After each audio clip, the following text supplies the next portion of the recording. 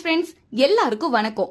இன்னைக்கு எல்லாருக்கும் ஒரு விஷயம் தெரியும். அதாங்க 12ஆம் வகுப்பு பப்ளிக் எக்ஸாம்.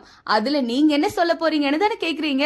ஆமாங்க, நானும் அப்படியே ஜெனரலா 12th ஸ்டூடெண்ட்ஸ்க்கு பப்ளிக் எக்ஸாமுக்கு விஷ் பண்ணலாம் அப்படின்னு சொல்லிட்டு ஈரோடு PS பார்க்ல இருக்கக்கூடிய GTS ஸ்கூலுக்கு போனேன். அங்க போனா மாணவிகள் ஃபர்ஸ்ட் எக்ஸாமான தமிழ் எக்ஸாமுக்கு தயாராயிட்டு இருந்தாங்க.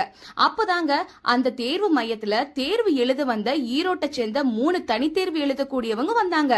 அந்த நேரத்துல எக்ஸாம் குறித்து ஆய்வு செய்ய வந்த மாவட்ட முதன்மை கல்வி அலுவலரும் வந்தாரு. அந்த 3 பேர்கிட்ட உங்க எக்ஸாம் சென்டர் எது அப்படின்னு கேட்டாங்க.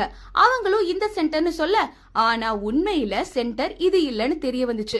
அப்புறம் அவங்க தேர்வு எழுத வேண்டிய தேர்வு மையம் செங்குந்தர் பாய்ஸ் ஸ்கூல்னு தெரிய வர, கடைசி நிமிஷத்துல என்ன செய்யறதுன்னு தெரியாம இருந்த 3 பேரையும் மாவட்ட முதன்மை கல்வி அலுவலர் தேர்வு எழுத உதவி செய்ததோடு ஆய்வு செய்ய வந்த தன்னுடைய கார்லயே கொண்டு போய் தேர்வு மையத்துக்கு தேர்வு நேரத்திற்கு சரியான நேரத்துல கொண்டு போய் விட்டாரு.